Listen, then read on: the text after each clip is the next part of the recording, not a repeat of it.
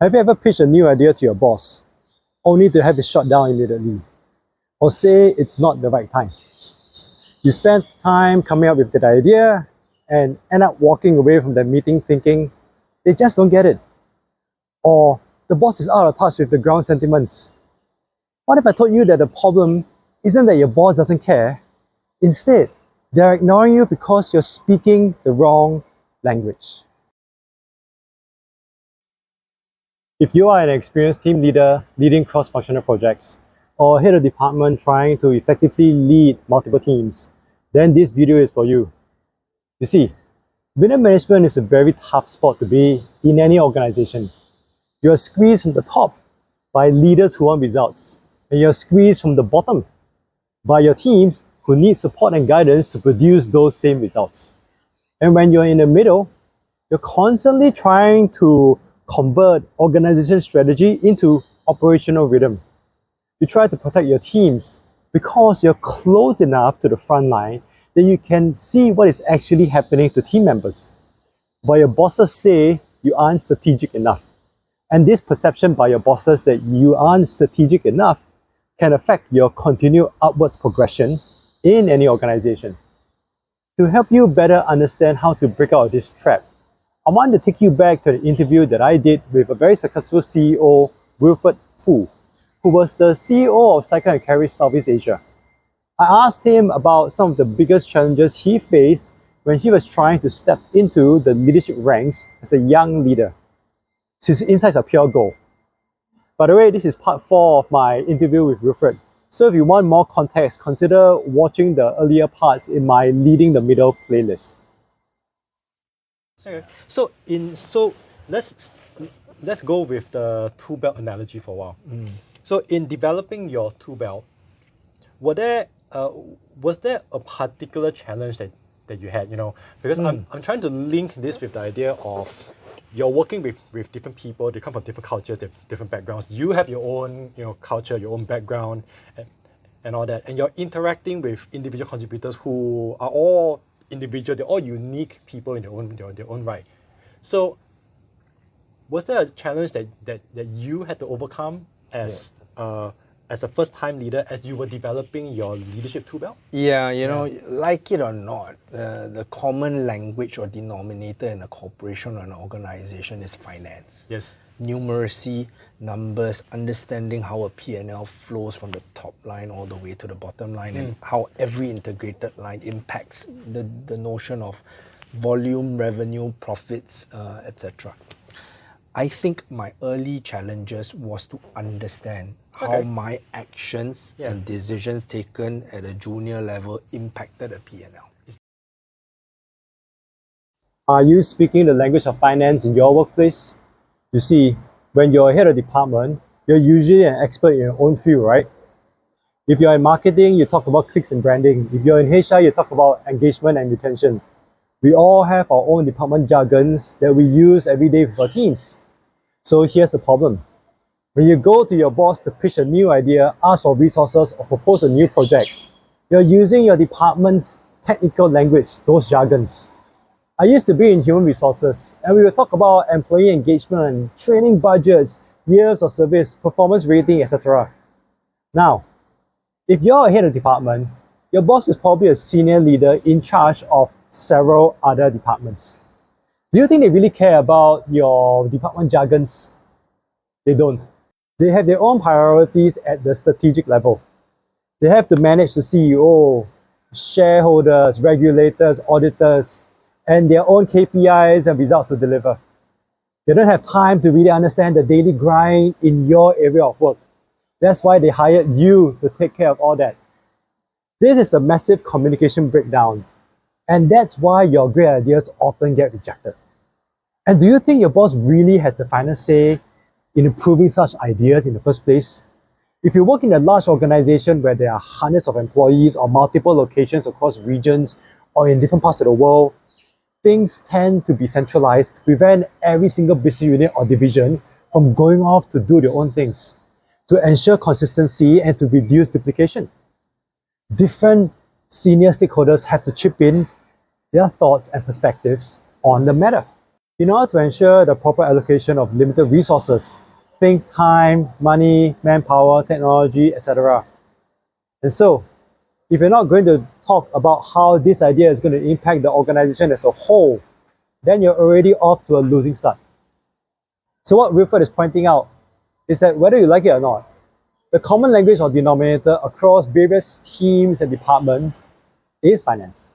And what he is trying to say really is not about having a finance or accounting degree, although that can help in some way. Instead, it's kind of like finance for non-finance professionals. If you can sufficiently talk with your boss and your other departmental counterparts in terms of impact to profit and loss, then your boss or the final senior leader who can approve things will already see that you are translating your idea into dollars and cents. After all, senior leaders at the strategic level, because they are far away from the operational realities of the front line, operate in a world of facts, figures, numbers, profit and loss. If you want to get the attention of your boss and those above them, then speak the language of finance. But then this leads us to the next part. What happens when you finally understand the financial numbers and your boss throws you into the deep end with a massive project with a difficult deadline to fix it? If you found what has been shared so far in this video to be helpful, please help me hit the like button so YouTube will keep sharing this video to others who need to have leadership made simple. Is there like a short story? Like an example? Yeah, kind of. One of the FMCG companies that I work for, and this is the world's biggest FMCG company, hired me because they had a category in that company that was declining in profitability and market share for the last 10 years, before I joined. And when I was interviewed for that job and brought in on the very first day, my boss told me, Wilfrid, I'll give you a year to fix it. Otherwise, Right. Otherwise let's not belabor the process and we part ways. At least your boss was upfront. He was very upfront. He was very upfront, and I was very young, and I was sweating on my first day. I didn't fix it in a year. I fixed it in a year and a half. Okay, Right. which was not too bad. Okay, Yeah. and the beginning point of that was me going to the CFO of the company and saying, can you just give me a P&L for my category, just my category alone, spanning the last 10 years. Okay. And I would like the numbers, whilst in absolute form, expressed as a percentage of revenue at the same time. Okay. So I can kind of understand the movements, And he says, Wilfrid, since you asked that question, I'll do you one more. Alright. I'll tell you exactly all the integrated lines between that P&L and what's the formula for you improving that line. For example, management and overhead general expenses. Okay. A lot of leaders think that when they get promoted, they'll have a lot of time to settle in and that the company will slowly guide them and nurture them until they're ready to perform. But the reality is that it doesn't matter if you're promoted to team leader, head of department, or even into senior leadership. You hit the job running from day one. Your team, department, or business unit isn't going to wait around for you to get up to speed. The business keeps humming along with or without you. In the segment earlier, what Wilfrid was sharing here is the mindset of raw accountability. As a leader, you're paid to solve problems. The higher you go, the more people you lead, the bigger problems you face. Even when the situation is scary and the odds are against you, your job is not to come up with excuses. You have to figure it out somehow. But what happens when you realize you don't actually know how to fix a problem yet? Where do you go for help without looking incompetent to your boss? Now, every company has a common pool of costs that can be allocated to you. Yes. If you understood which are the drivers that made you absorb more or less of a shared cost, would that help you improve your bottom line? The answer was yes, right? Yes. So he taught me what the drivers are, and I manipulated the drivers through everyday decisions. What products to sell, which ones not to sell, which brands to bring in, which ones not to bring in, where should I retail at, where should I not retail at, what kind of deals were good and what kind of deals were not good. From that understanding, I kind of put that test to the P&L, and over a year, I've culled down almost 50% of the SKUs in my Yes. portfolio, improved the marginal contribution, improved the bottom line, and gained market share simply because I didn't have so many brands to focus on anymore. I followed Pareto's principle on focusing on the top 20% of the brands that I have That and deliver put in a you- lot more. Yeah, so When you're in a leadership position, you don't need to know everything, but you must know where to find the right kind of help. There's no time and space for your ego to get in the way. If so, you're going to make bad decisions that will cost the company a lot of money. Wilfrid didn't hide his lack of knowledge. In fact, what better way to learn about finance than to go to the CFO? Scaling your leadership means having the courage to ask the right people the right questions. This is a fundamental mindset shift. Skills alone are not going to help you unless you know why you need them. And the higher you go, the more you must be willing to be humble. Then you can succeed. Now, that's an important mindset to always have in mind for your leadership journey. At this point, even if you know what has to be done, how do you go about making those changes without causing a huge pushback from your department and customers? so the Resources top there. 20% deliver you 80% of your profits. Absolutely, but it's very simple to say Pareto's principle, right? But it's very difficult to start allocating resources when there's a lot of emotions, a lot of history behind certain brands that you brought in. But at the heart of it all, some of these brands and SKUs did not resonate with consumers. Yes. They were never going to succeed anyways if there's not enough marketing dollars placed behind them. So these kind of financial understanding of the numeracy of a language in an organization or a corporation was an area I was not strong at. Yeah.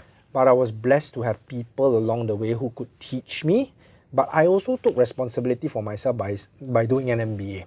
Yes. With a very finance-focused university, and that kind of helped me understand how marketing, sales, commercial decisions impacted financial outcomes of an organization. Scaling your leadership doesn't mean doing more and working harder. At a departmental level, you have way more information coming your way from your various teams, way more projects and work to delegate as well. You can't do everything because your time and energy is limited. When Wilfrid talks about the Pareto principle or the 80-20 rule, he's talking about having a clear direction backed by data. It means leading at a higher level of any organization requires that you are confident and more or less sure of what you're doing, backed by data. Because, remember, finance along with facts and figures are the common language of business. Then you can have the courage to take a particular direction and execute specific actions because you will always get questions regardless. So now, you have a focused strategy and direction and you know exactly what needs to be done. But what if your project requires greater organizational support? After all, Wilfrid mentioned that he only directly managed a team of 2, but he needed a massive sales organization that didn't report to him to do the heavy lifting. How do you get people to listen to you when you don't have the authority to command them? By the way, over 95% of those who watch this video are not subscribed. If you want to get more videos like this that make leadership simple, I invite you to subscribe. You can always unsubscribe later. So it's really interesting that even though you were at that point, if I'm correct, you were leading a team of individual contributors, and yet your the level at which you had to step up, Yep. was it felt almost far above what a team leader would have. Yes, absolutely. It was a leap. It was an Yes. amazing leap because I wasn't a leader of a team. I was a leader of 2 human beings that had to work within an environment where the sales organization was a shared resource across many categories. So being not one of the biggest categories, being one of the middle of the road, not so profitable ones, the sales organizations had bigger and better and bolder ambitions to do. So you had to win their trust, you have to simplify, make things doable, set targets that are achievable, and show them how you're going to power what you're going to do through the allocation of resources. So at a very young age, that was taking a huge leap. In terms of thinking. Now, I'm telling you a story where I was already in the FMCG circuit, and to contrast that from when I was in the advertising circuit, it's a dramatic difference because you own a P&L in the FMCG circuit and you're powering that. In the advertising circuit, you're just like a project manager, right? Trying to deliver on, let's run a table soccer event for ESPN in Vietnam, and you're just setting up foosball tables. So it is a huge leap. That's right. Yeah. That's right, yeah. This is something almost every head of department faces. We often think that to get things done, we need to have direct formal authority over people, or we need to be the big boss who can fire and hire. There are so many leaders I've worked with who feel that they need to get one more promotion to finally have true authority.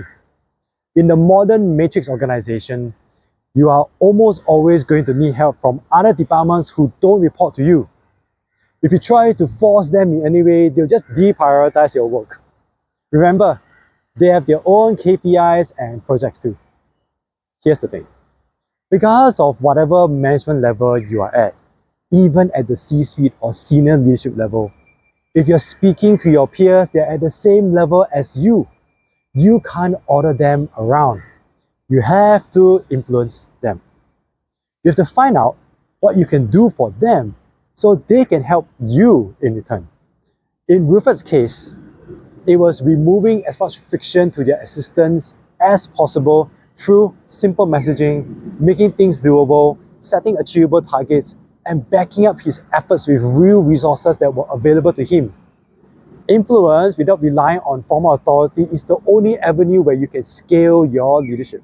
Because formal authority is limited to the role and position, but your informal authority can be grown. So what did we learn today? First, if you want to get the attention of your boss, then speak the language of finance. Second, moving up the career ladder means accepting high-stakes accountability when it comes your way. Third, know where to find expert help.